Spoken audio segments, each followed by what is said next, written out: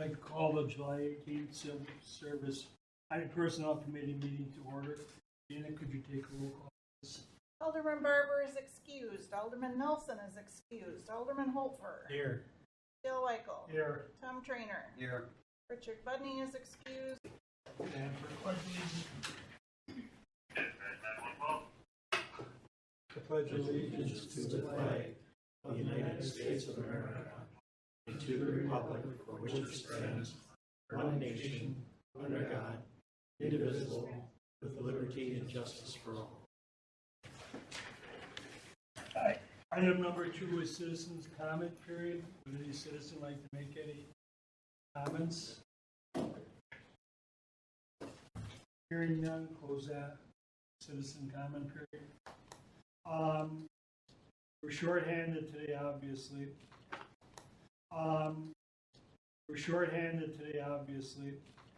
So is there a motion to table items 3 and 4 until the August meeting? So moved. Second. All in favor? Aye. Opposed? All in favor? Aye. Opposed? Motion carries. Approval of the minutes from 6/20/22. Has everybody had a chance to review? If so, is there a motion? And second to approve. All in favor? Aye. Opposed? Motion carried. Item 6, approval of an updated job description for the position of police patrol officer. Chief, I guess. Hi. Our ability to hire or find good candidates for police officers is becoming very, very difficult. And we've got 4 vacancies right now. We expect a few more in the near future, and we're just not getting quality applicants. So we're going to try a couple different things to broaden the pool of applicants, and that's for you tonight is to change the job description for police officer, which currently requires applicants and officers to have 60 college credits at the time of application and to be a police officer in the city. And we'd like to change that to giving the candidates and officers 5 years to get their 60 college credits, state requirement. So we've always been above and more stringent than the state, but the state allows for departments to hire that actually get them at 0 credits and give them 5 years to get those 60. That's what I'm asking to change that.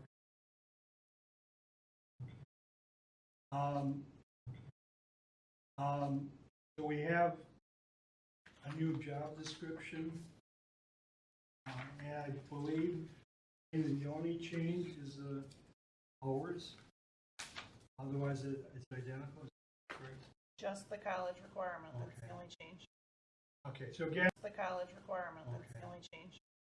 Okay. So again, the only change in the job description is the hours and hours necessary to get hired. Yes, and They will be required to get the additional hours at some point in time. That's they'll right. have 5 years to get 60 college credits. Okay. All right. Is there a motion to approve? So moved. Seconded? Second. Is there any discussion? Yeah. Question for the chief. Will there be monitoring? Ongoing basis. We'll Okay. make sure that they're on track to meet those goals. It should not be that difficult. The state will give credits to anybody that goes through the academy, give them credits for that. So there's a good jump on that 60. So it's about half, approximately. And so we'll have to get 30, 34 credits on their own in 5 years. We'll monitor that and make sure that. I just hate to have somebody 3-4 years in going, holy cow, now I got to quick do this. Yeah, and it can happen. And I know it's larger cities where it's harder to keep. Do this. Yeah, and it can happen. And I know it's larger cities where it's harder to keep track of individuals. That it has happened on occasion. That's why I thought if it was part of an annual review, you could just ask the question, how you doing on Yeah, absolutely. Any further questions, comments? Further questions, comments? So the target group of people then are looking with this change is somebody who has had prior police No, so experience? actually, we do have a reoccurring process now for lateral police officer transfers. And almost all of those often not an issue.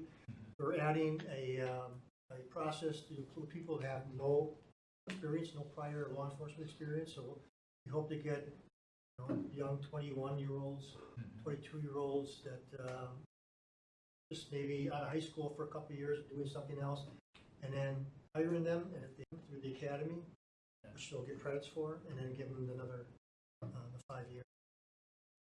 So it's really targeted for people without any law enforcement experience. Do you really think that you're gonna get a couple of quickly? Yeah, matter of fact, I know for sure one, because we didn't require 60 credits upon hire, and that candidate was just like 2 classes short of 60 credits. So, we told her that, sorry, you don't qualify at this point. Since that time, she's enrolled in a class. She's in a class right now and plans on taking another class. So once we get this posted and it's approved, then we're able to put that process out again, and she'll be able to reapply, and then we'll qualify. She only has to get another 3 credits. Any further questions? Questions? Hearing none, all in favor? Aye. Opposed? Motion carries. Thank you. Thank you, Chief.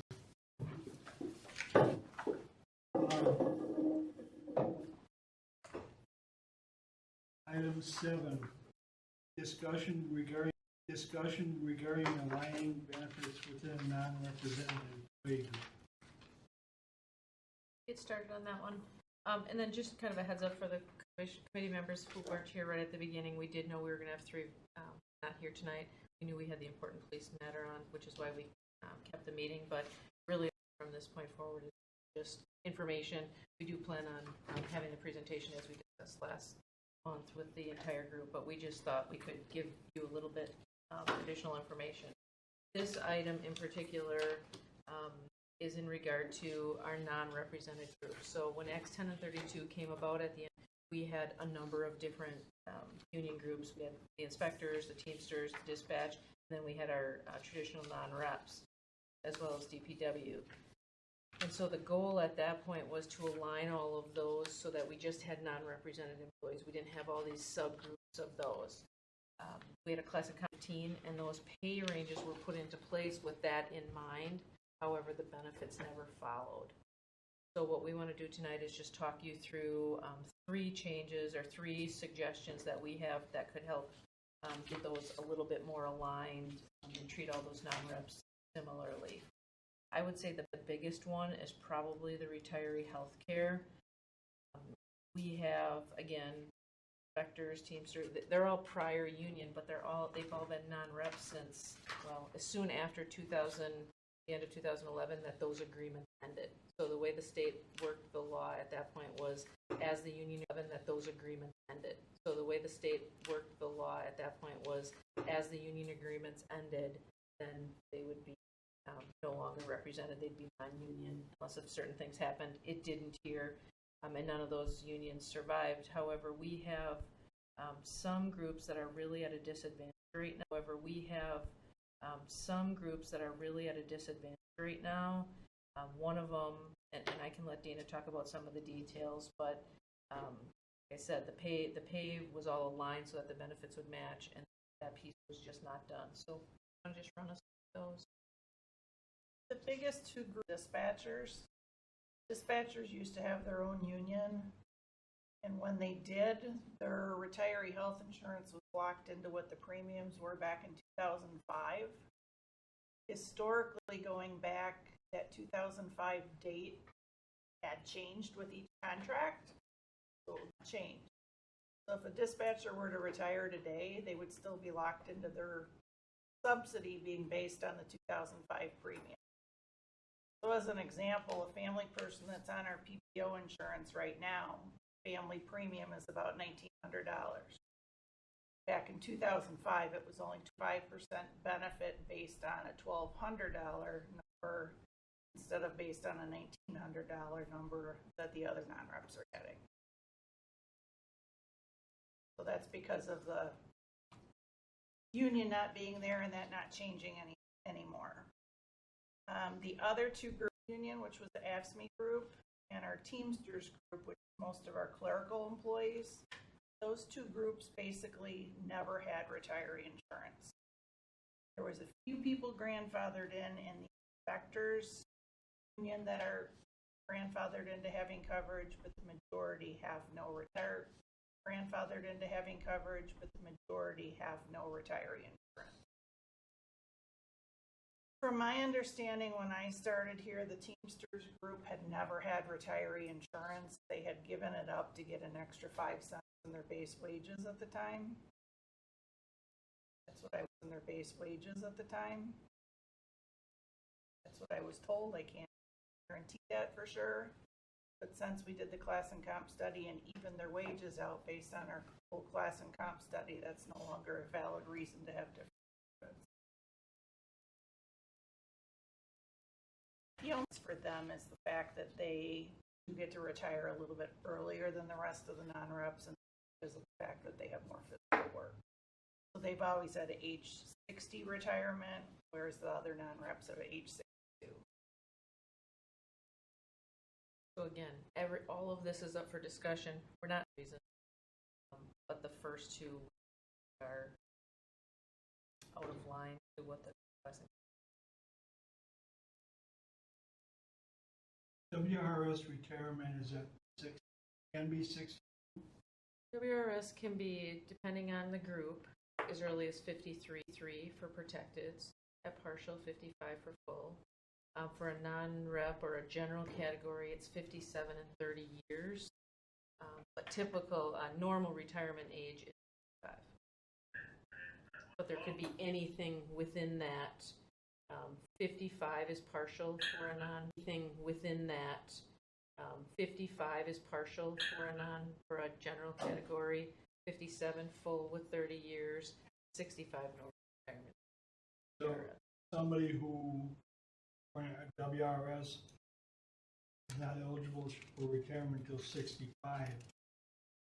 Is not eligible for retirement until 65. Only if they have lower years of service. Okay, so they can retire earlier depending on the years of service. Correct. 55 could be the earliest for Okay. a general category. 55 could be the earliest for Okay. a general category. And keep in mind, employees here weren't in, most employees, the non-protecteds, weren't in WRS until 1/1 of 19. So ones that have, employees that have not worked elsewhere in the WRS will not have a vested. And is that retrofitted? 1/1/19, correct. Should we really have police and fire in this? I don't know.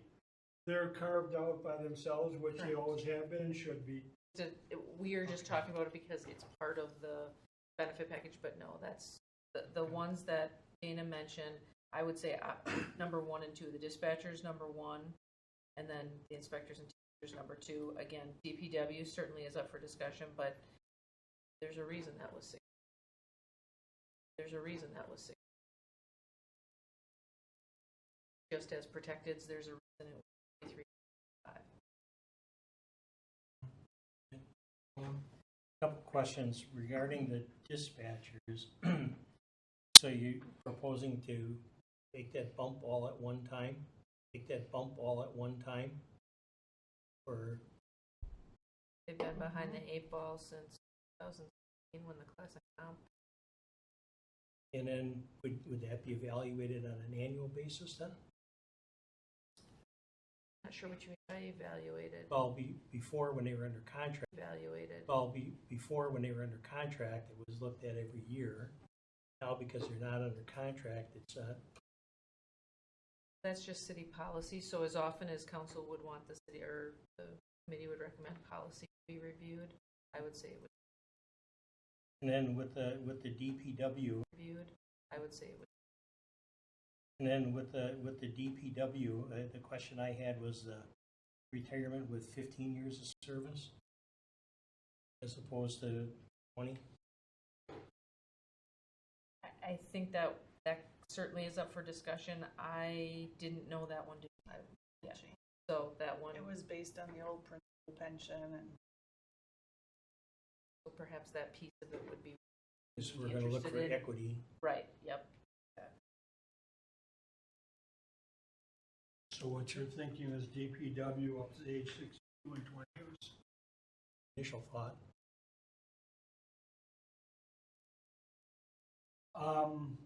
Would that be, we're not voting on anything, but would that be kind of, I think the three things we're looking at here is what should the age of DPW and years of service of DPW, and should that with dispatchers be eliminated?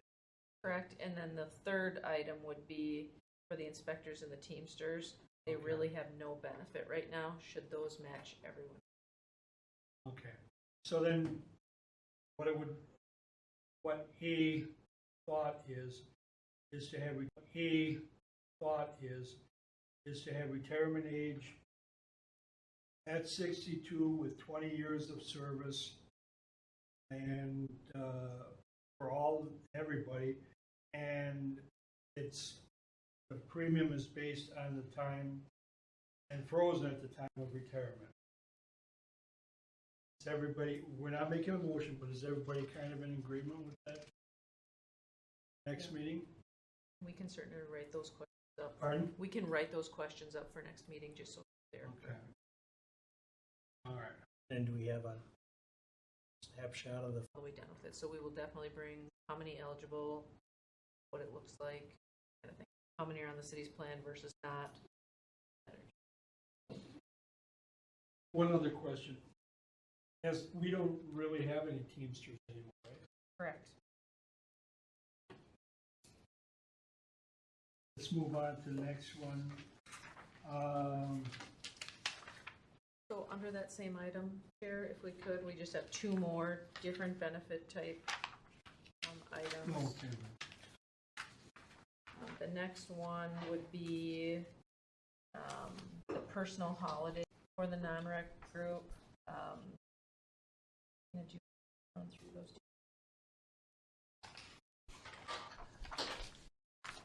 the holidays are just a little bit different for a couple of the groups. Most of the non-reps have 9 holidays per year with 4 your first 5 years of employment. And once you're here 5 years, you get an extra personal day. After 5 years, you get 14 holidays total. A few of the departments are a little bit different. As an example, DPW and sewer and water, they only get a maximum of 4 personal days per year. Water, they only get a maximum of 4 personal days per year because they have Good Friday designated as a legal holiday. You know, some of the department heads would like to eliminate the Good Friday holiday and just give the extra personal day instead, to be in line with the other non-reps. To be in line with the other non-reps.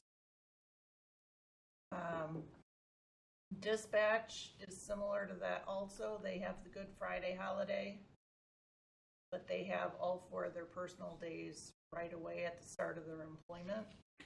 So they never have that day for the first 5 years of employment. There's a little bit of a variant. The police command staff actually has a couple additional holidays than the rest of the non-reps because they get the Washington birthday and Good Friday, in addition to the 5 personal days. What would be our concern of not making Friday? Just across. So I can't speak to that. Do you have any history on why it was personal versus Good Friday? Good Friday. At one point, I understand that the union employees liked having Good Friday off because then if it snowed, they got double time. It's not a big issue.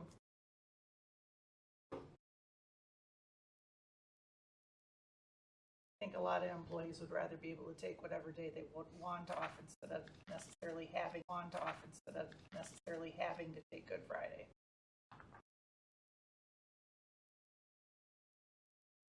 Is this based on all national holidays?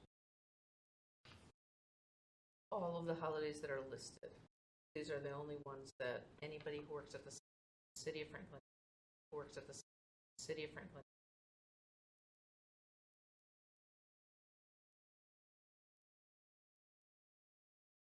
I just noticed, like Martin Luther King Day isn't in there, and I didn't know if we had people that would prefer to do that, or. I think the idea is the floating holidays or the personal holidays, that helps those situations. Because then if Martin Luther King is my day, but Good Friday is your day, we can each take off on the one. So I think a little bit more of it is just having full access and opportunity. There was different bargaining units, because it was quid pro quo, something for something. You give up something to get something. But those days are gone, and I'm pretty cheap, especially with city money, tax money, but I cannot understand why they're like dispatch, non-reps, and, fire. I personally think they should all be the same as police.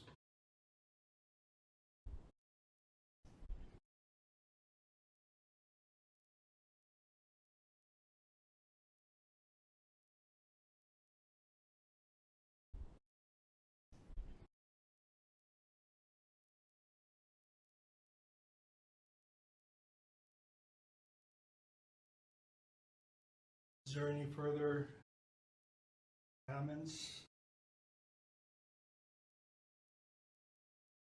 Any further comments? Recommendations? If we did what the chair suggested, would that be advantageous at all in recruitment and retention? We're going to also talk about some other options that may play in with this. We were bringing this to the table because there are some differences among the non-rep group. I don't believe there should be different. But the other part is we're going to be talking a little bit about a potential PTO package. And that perhaps could replace most of this. I think, yes, the overall goal is retention. Have you done a study? We have not, but if you're interested in us doing that, we can certainly do that. We do that and then table a particular portion until.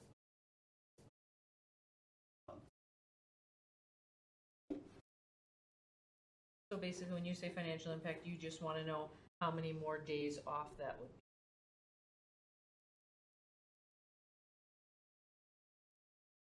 Tom, your motion, is it a motion to table this next month?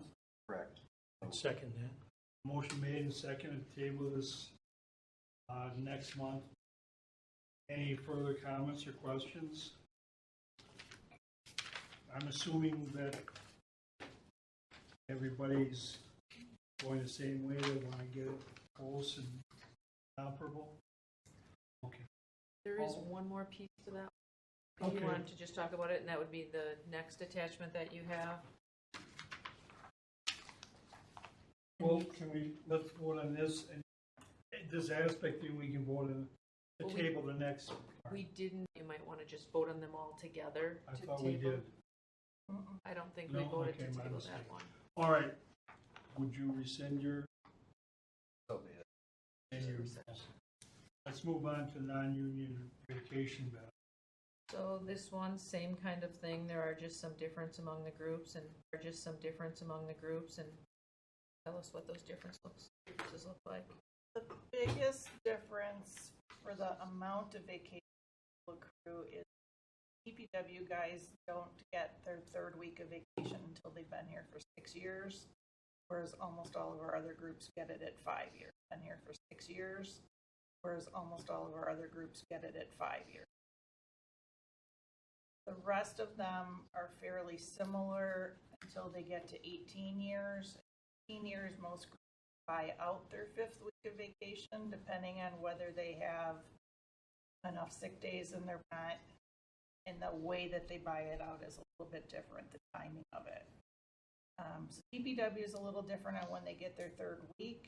The other difference is dispatchers do not accrue their vacations like the rest of us do. They get theirs on a lump sum basis, calendar, or the group wants to change or not.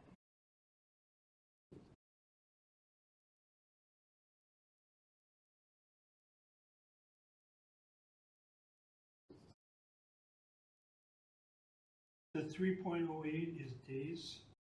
That's hours. That's how many Hours, hours okay. on each. That means by the time they've been here 6 months, they have 1 week of vacation on the books. By the time they're here a year, they have vacation on the books. All right. And dispatchers just have 2 weeks, same. They Same. They don't get any vacation until after they get past their anniversary date, and the first of that year, they'll get 2 weeks of vacation. But they have to use the calendar year. We're having trouble getting dispatchers. This is the same way that it works for police and fire union also, but dispatchers are the only non-represented group that does that. It does make it difficult for new hires because they don't get to use any vacation for their whole first year. So it's kind of an administrative thing, but it's also, as you said, a recruitment thing because no one Right. else does. I mean, it just sort of seems we're trying to get as much uniformity as possible. And I don't know what the cost would be to do it, but it just sort of seems that it would be only right, especially that dispatcher seems to be one of the positions that we're having trouble filling and keeping. It's a kind of a tough job, tough hours to start with. And Chief, do you think something like this would help? In recruiting, retaining? Didn't mind, I don't think it's a huge deal.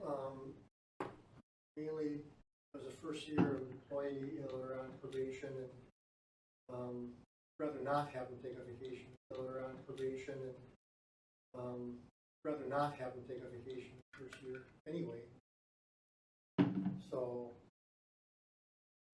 really, I don't see a huge advantage. Since I've been here, I don't think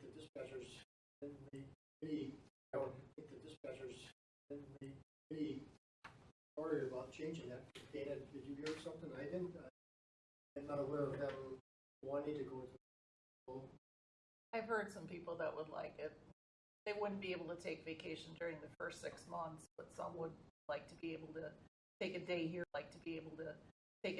and there if they had a personal issue come up. But Yeah, I they mean, can't right now.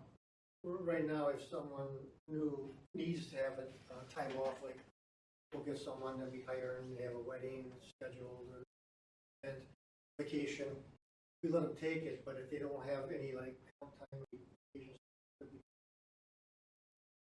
Could a new dispatcher borrow against vacation? Borrow against that 40 hours?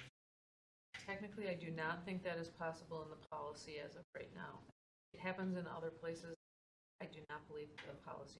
Disputing what the chief is saying, I'm just saying for a lot of the new hires, a year is a heck of a long time not to have. I will tell you with non-reps, we just hired a non-rep not too long ago, and it was going to be a showstopper. The person wouldn't have come to the city if they had to go without taking. Would we? They had to go without taking. Would we? It was a non-rep that had they were going to earn it by the pay period, but we also made an agreement to let them borrow against it, and they would just pay it back if they left early. That's what I kind of pointing out for dispatcher. That might be incentive. Are we losing anybody as a result of this? Not giving them a first year? I don't recall losing anybody because, I have vacation schedule, I got airfare, I got a wedding, and, say, fine, you can take it. Both dispatchers and officers have the ability to earn comp time, so they may get some time by then, but, if you can have off, but you might have to take it unpaid, and most of them say, fine, as long as I can get off. Sometimes the it's been a timing issue on when dispatchers have been hired. As an example, Yeah, I can think timing of somebody that was hired like on December 1st. So she got her 80 hours that she couldn't use until her anniversary on December 1st, and then had to use those 2 weeks before the end of the calendar. So she opportunity to have off during nice weather, that type of thing. In the end, nobody gets more or less in that situation. It's just that someone has to use it all very quickly, right? Because if you earn it one year, use it the next, that's just another way to improve time. So it's not necessarily making it so people have more, just with extra flexibility. Sometimes the job doesn't allow for that flexibility. So but what we're looking at is globally uniformity among the non-rep group, what our goal is. It just, to me, it sort of seems, I obviously don't know much about, I obviously don't know much about what the job entails. But it seems to be a little bit of high pressure, seems to be a lot to know, a lot to learn. And for them to go a long period of time, and kind of realize they'll not do it, but to kind of burn themselves out without being able to take off a day here or a day there or a week or whatever, it seems counterproductive from the city standpoint. And it sure doesn't seem good for morale for the dispatchers. And I that's been a job I said a couple times. It seems to me like we've had a hard time getting them. And then there's a lot of training. So city is spending money training them. And then they just probably, I think, burn themselves out a little bit much. Or, I guess thing I really think we have to look at. Obviously, everything has a cost, to see what the cost is, but I don't think it'll be very much. But I think this is one area where, again, we should get uniformity. Perhaps on business borrowing, sure, or excuse me, vacation. If I'm in my first year. Then the other thing was that we talked a little bit about an example of December 1st. Some of that carried over. How about if we take that back and work with the chief and some of the other departments on, perhaps what that language might look like? I mean, there's 1,000 examples of that out there, Sure. among other employers. We can certainly write up a draft on that borrowing that out there, Sure. among other employers. We can certainly write up a draft on that borrowing time. Usually the borrowing of time, we do like to limit to the likelihood that if they leave early, they would have enough money in that paycheck to pay it back, kind of thing. We really don't want people to game the system in that sense, but we can certainly come up with that language, and then we can talk to the chief about that accrual process. Really, like I said, on the dispatchers, not necessarily an amount of how much they get, it's when they get it and how fast they have to use it. So it's really changing an accrual method. So maybe we can talk about the feasibility of that. I mean, if rather than having available to me borrow, limited to 4, you have to absolutely borrow up to 4 hours. I don't know. But are we talking about changing them to the accrual? Right, that would be the other piece. So then you wouldn't So then, accruing time. Right. Right. They won't have any vacation. If you changed it day over. one, but so One that of might the make the things that- 24 more feasible, right? Because you don't have to go to 40 because they're getting some The only thing that concerns me is in the first year of employment.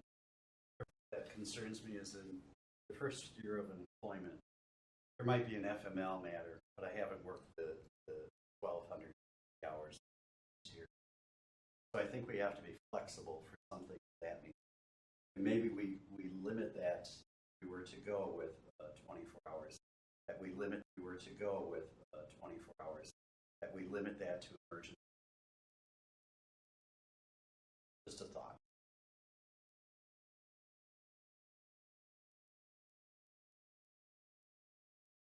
Would your proposed PTO plan address any of that? So those are the big ones. I guess there's one more in this arena of benefits, and not necessarily sick leave. That uniform. Fire, get it right away. So right now, but the policy language says one thing, but in practice we do it a different way. We say that no employees earn any vacation in the first 6 months. I'm sorry, any sick time in the first 6 months. And then in month 7, you earn your first day because it's 1 day a month. You earn it in 7, etc. There's a lot of schools of thought on this. You can't use it, but our practical matter is right now nobody's earning sick leave until month 7, or at least the majority of the. So that would be the only other, what I'd call misalignment of benefits. So I thought maybe I would just put that out there for a little bit of discussion. I mean, a lot of times there's a school of first 6 months like while they're on probation. To be honest with you, I would want people to be able to do that because I want to see what their performance is. I've worked at places where employees couldn't take sick leave and then they get past their probation and they're sick every Friday.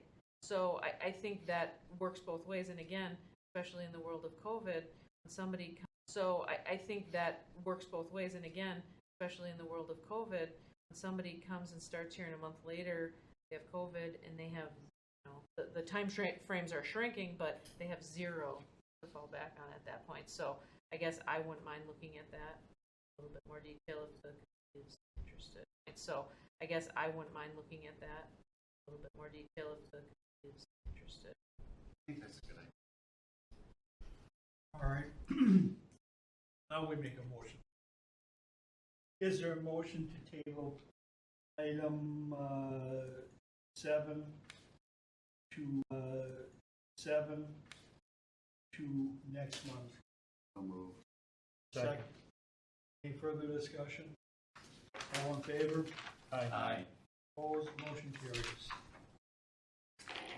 Item 8, discussion regarding potential changes to sick leave incentive severance policy, consideration of a paid time off policy. We really, I personally would like to see everybody here go over this, but maybe we can kind of get a refresher from what we had earlier.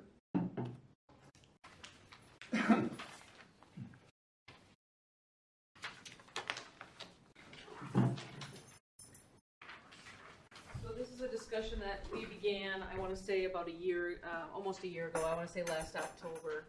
And a lot of it came from the discussion of sick leave and how it's being used. And one of the ideas I suggested is perhaps maybe just looking at simplifying it. A PTO package it can be a lot of different things. It can, sometimes it helps with integrity, sometimes it helps with, somebody mentioned burnout, different things like that. But basically with integrity, sometimes it helps with, somebody mentioned burnout, different things like that. But basically what it does is it places the onus on managing time in the employee's court rather than the employer's. And that sometimes sick leave gets to be a bit of a charade, and it really just kind of takes that. Sometimes sick leave gets to be a bit of a charade, and it really just kind of takes that out, and it just says to employees, you have this, but use it judiciously. So that's what this schedule looks like, and there's a lot of forms and flavors of this, but we've been doing some studying on how sick leave is used in the city. We talked about one piece of it a few minutes ago, but the other one is what's being used. So we do have a fair amount of analysis left to do, but I'm just going to give you 2020, for example. for 2020 for non-represented employees, we had approximately 105 employees that we're talking about in the non-rep group. And of those employees, 20 of them use zero time. 85 of them, the users of sick time, use an average of almost 8 days. Right? 8. Eight. Now, keep in mind, there's some FMLA issues in there and different things like that, but 8.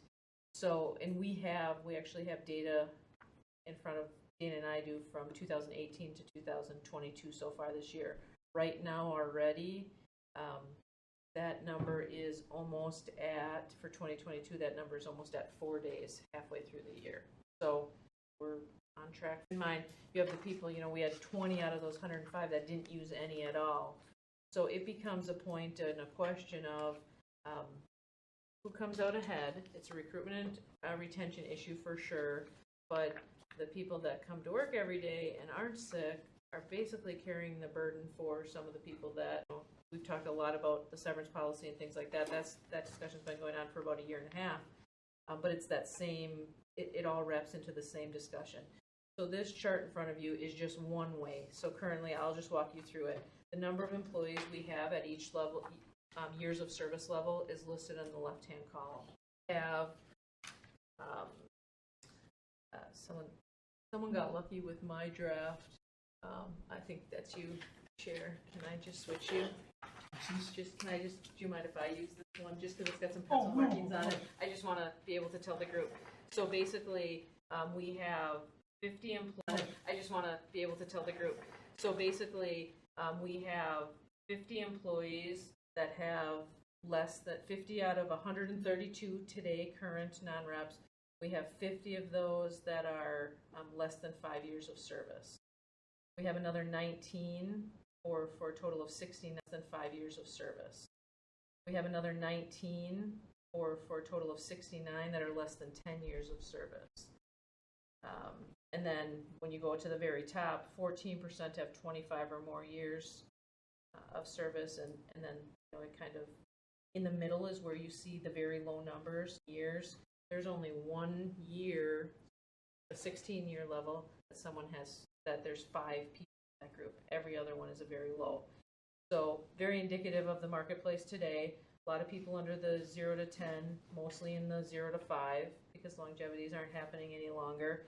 And then you get to year long, 20 there. So basically, that's the number of employees in each group, the years of service, vacation days per policy. So in years 1 to 5 for most groups, there's 10 days or 2 weeks of vacation. Up to 11 years of service, there's 15 days. You get to 12, and there's 20 days. And then Dana had, you can buy, basically convert a week of sick leave into vacation.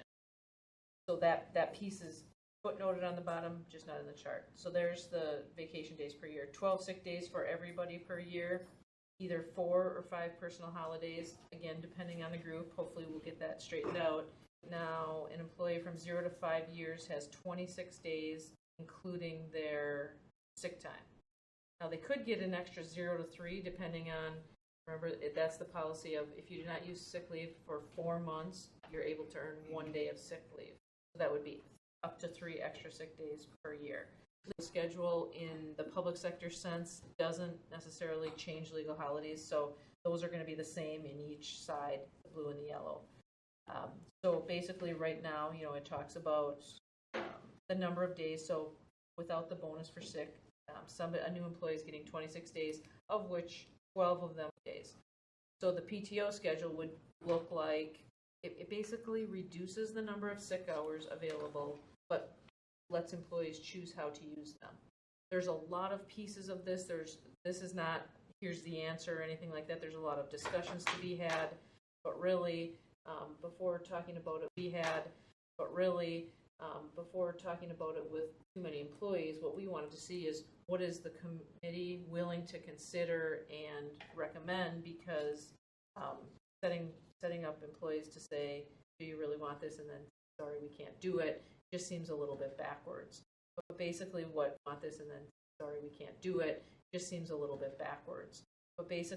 from the existing to the future would be, there's no more 12 days of sick leave with 3 bonus days. it's only 8 days, but they then could be used, you know, in scheduling, does a few things for the employer, helps employers, the employer be able to count on employees. It is a bit of a benefit to the people who come to work every day versus the ones that don't. And again, it can be for a reason. It doesn't mean somebody's necessarily abusing it. It just means they're a user of it. But the people that are paying for that are the people that are left behind covering it. It accrues an extra 4 to 7 days, 4 to 7 days less, depending on years of service, but takes sick leave completely off the table. And this is a program that many, I know one meeting I gave you, I think I had 18 to 20 documented traditional accrual plan over to a PTO, and it's really kind of interesting. A lot of the communities and counties and villages and towns that I've been talking to, two that are coming to mind right now, said their police and fire unions actually came to them and asked if they could go to the same kind of a schedule because they saw some to it as well. I think that speaks volumes to, you know, what kind of a program it is. Certainly we have to talk about what the maximum hours are available. You know, we certainly don't want to create an obligation that the city is unable to meet. We have to talk about what that transition looks like, right? Someone who's been in our system for 25 years, they are equitable to pull the rug out from under them, so there'd be some kind of a transition. In this documentation that you have under this packet item, there's some ideas for those transitions, but basically it's the starting of a framework of something we could take a look at. And again, we're not looking for any action tonight. We need this presentation to the entire committee as soon as we're able, but that's kind of the framework of it. The other part that ties into this is the severance policy. So currently there's a severance policy. Again, all the different groups have different rules. Police represented, fire represented, and non-reps all have different rules. And non-reps all have different rules. I'm told that before Acts 10 and 32 went into effect in 2011, everybody kind of had the same policy, and then when able to change the non-reps were all changed. So police and fire represented have a higher level of benefit. I believe they were all changed. So police and fire represented have a higher level of benefit. I believe there's 30 days.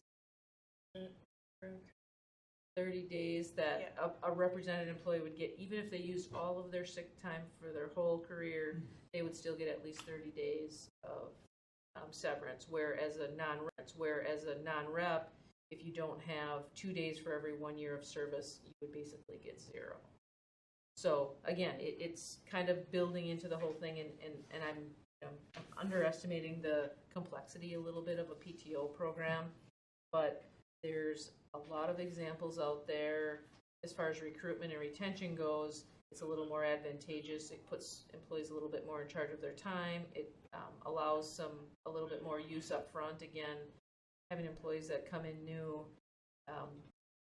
especially if they're not new to the working world. New to the working world, 14 days of vacation, that's almost, when you have somebody who has existing experience, they say, I can get a lot more at other places. So that is definitely a factor in our hiring and recruitment. So again, I'm happy to answer any questions. We're happy to run as many scenarios as you're interested in.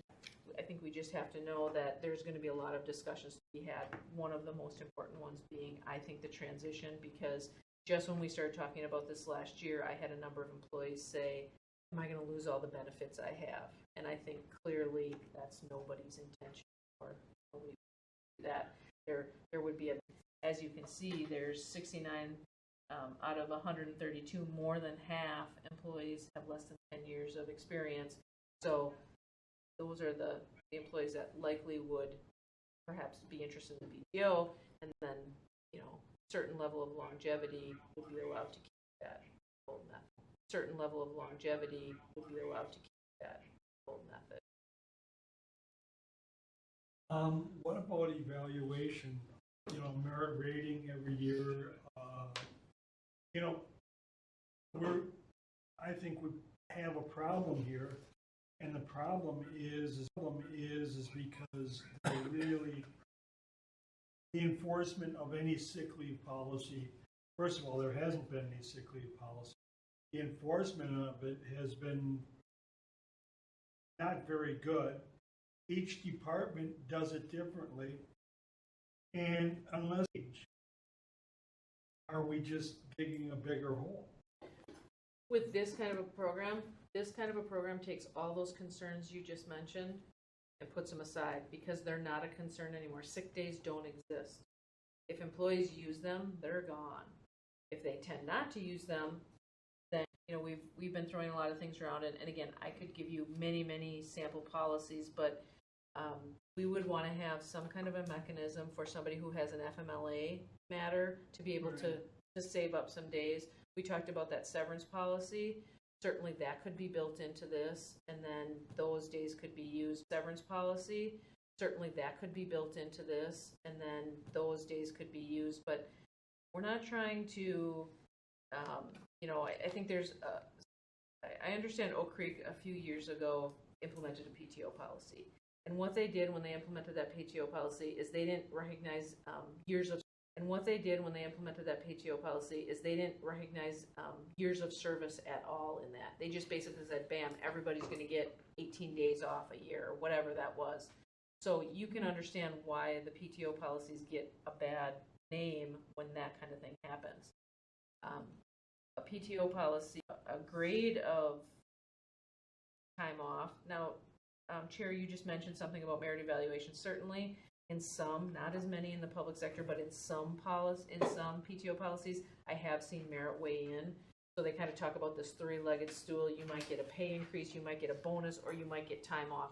I mean, policy, but this really isn't based on that. This is just basically saying, instead of playing the sick leave game and either not being evident or not being consistent throughout the organization, we take those 12 to 15 sick days, change them to a different number. My recommendation would be somewhere in the neighborhood of 8.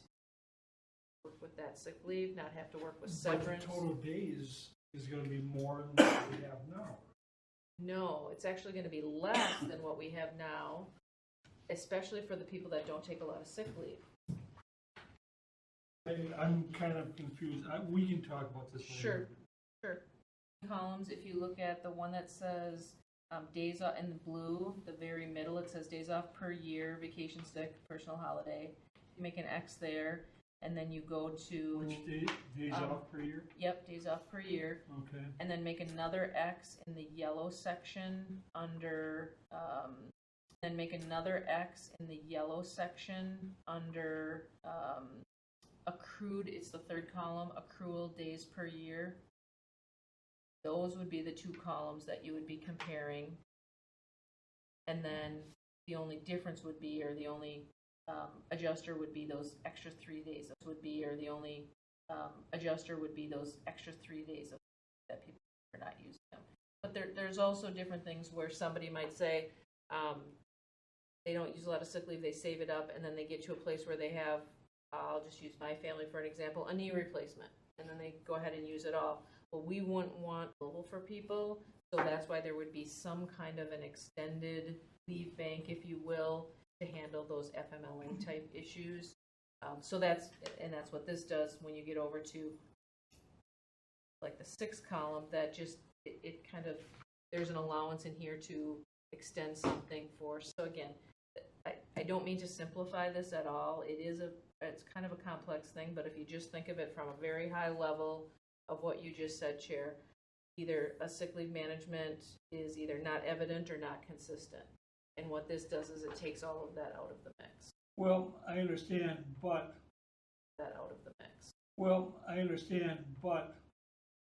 in the blue says, let's say a person with 0 years service, days off per year, vacation, sick, personal holidays, 26. Mm-hmm. Now, we're not expecting them to use all 26 because some of these should be accumulated for future potential sick days. Is that correct? That would be the hope, but the numbers we already looked at for 2020 show us that in 8 days a year. Okay, but that's where the enforcement comes.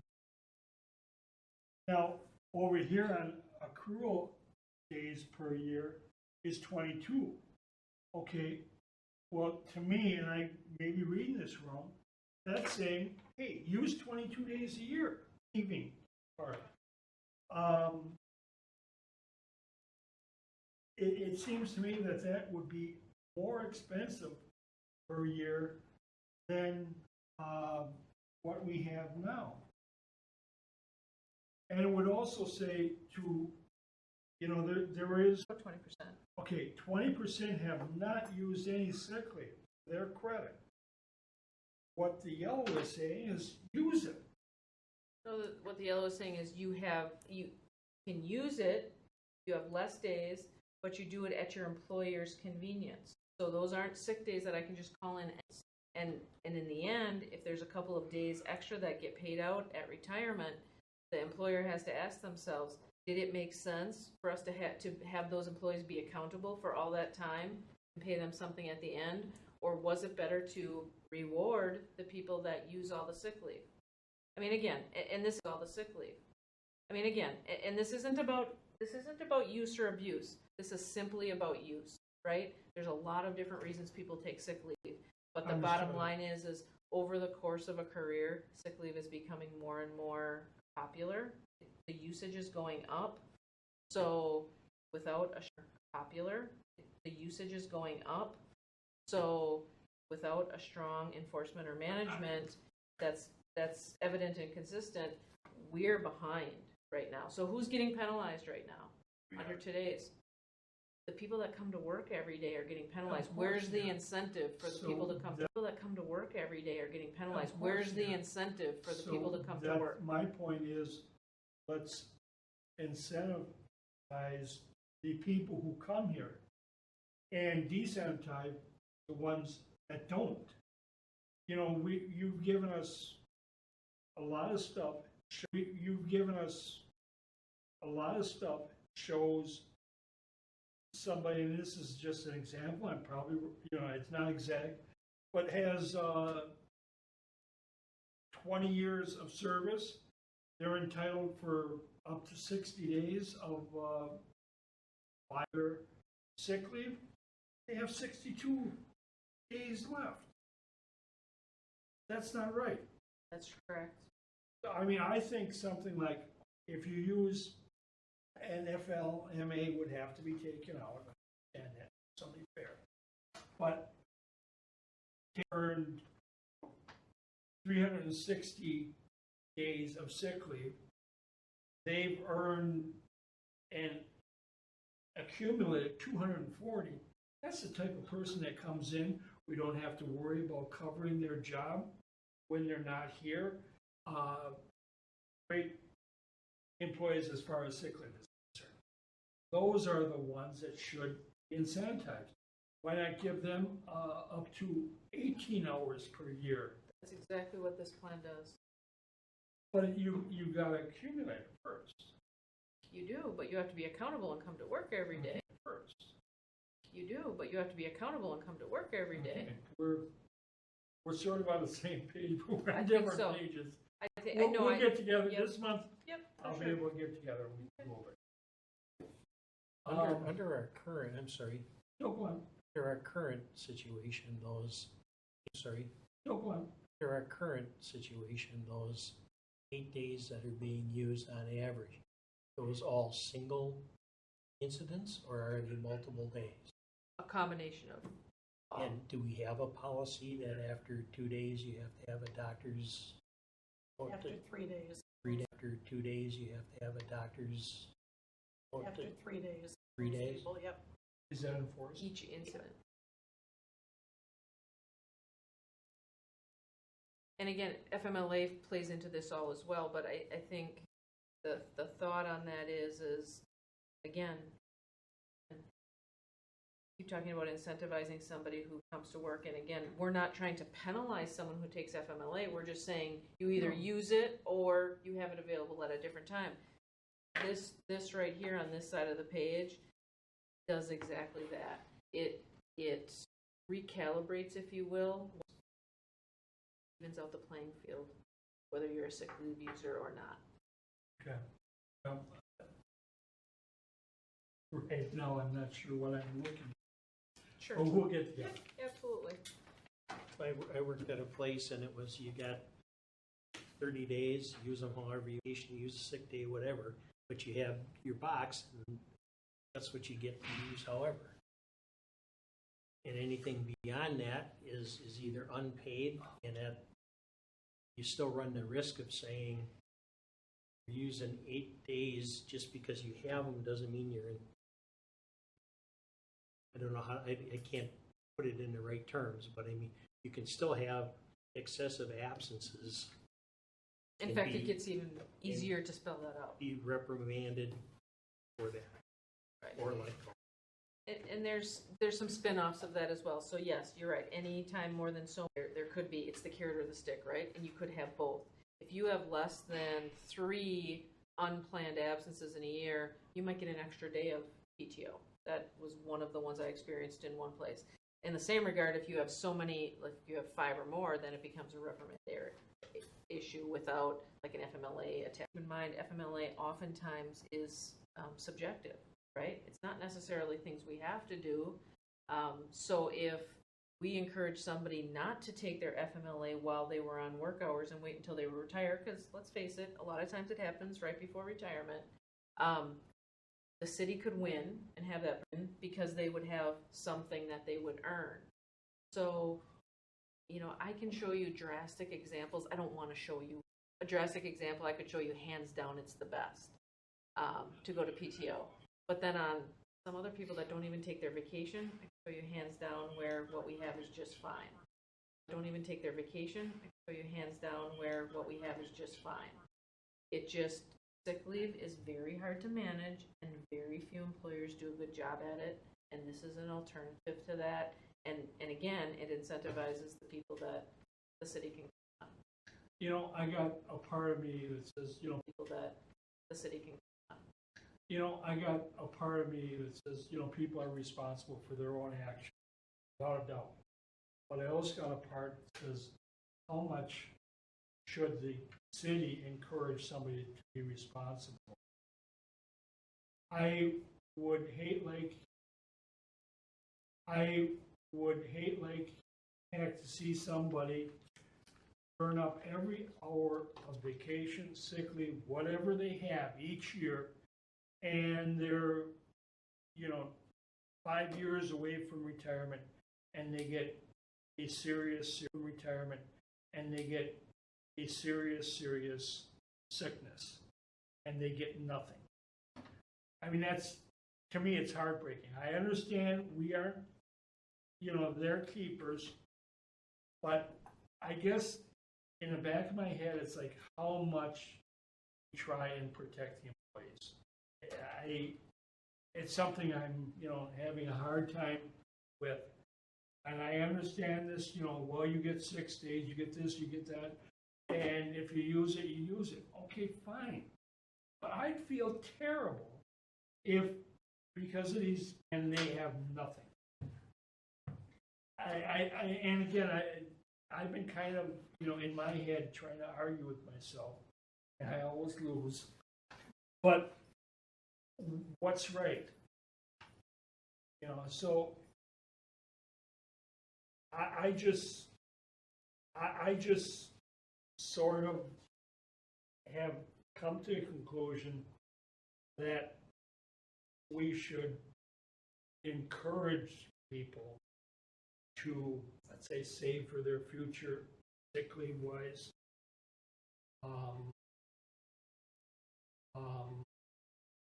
Like I said, I would feel terrible if somebody is 50 and they get a serious injury, sickness, and they have nothing. I would feel pretty good, though, if they get to be 50-50. And that's, to me, what this is all about. But again, that's just me, and maybe I'm wrong. Maybe I shouldn't, just say, hey, it's your problem. how many people don't take advantage of short and long-term disability plans that are available? Exactly. I agree. But right now, because they've used up, and not somebody who needs it really bad, but we have those employees that really don't have much sick leave to speak of, Right. even under today's scenario. But it's not, we aren't encouraging it. well, not doing a Well- very Well, I good job guess of maybe we are, discouraging okay. it. But in this PTO plan, it would have that. So basically, a negative balance allowed in the bank for the newer employees, that's built into this program. FMLA, severance bank, that's built into this program. So those things are all built in as different columns, but in the end,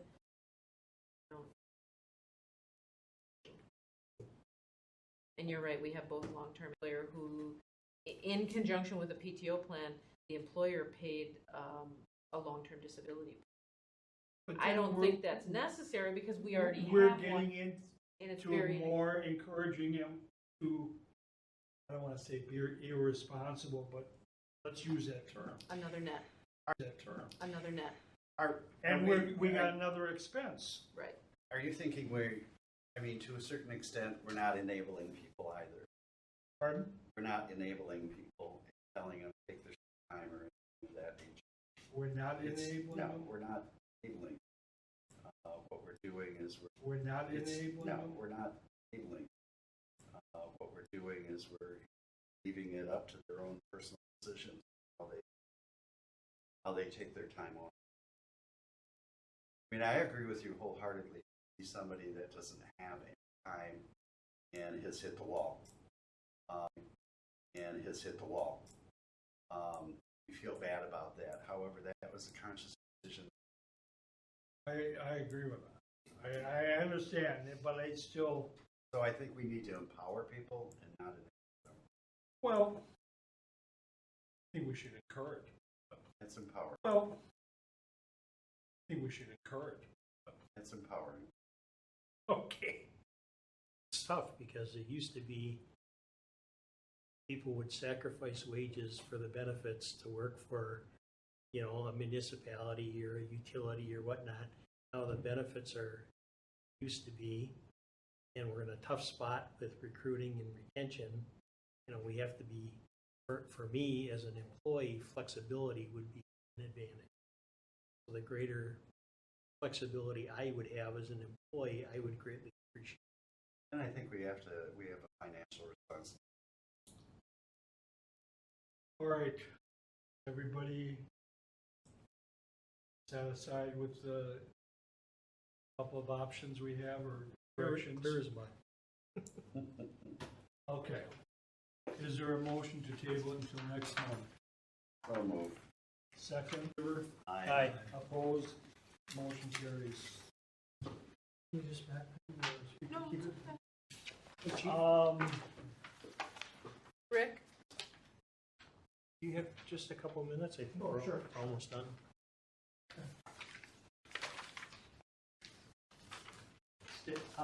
Staffing report, I don't think I have anything extra to add than what's on the sheet. I think the new position for this month is changes in the health department. We had a public health nurse that left, so we are actively recruiting for that right now. That's the only change. okay. Next meeting date is August 15th, and I guess from sound things, that's probably a certainty. We have more than what we had, it's gonna be a meeting. Is there a motion to adjourn? Move to adjourn. Pardon? Second. Move to adjourn. Okay, Second. and seconded. All in favor? Aye. Motion carries.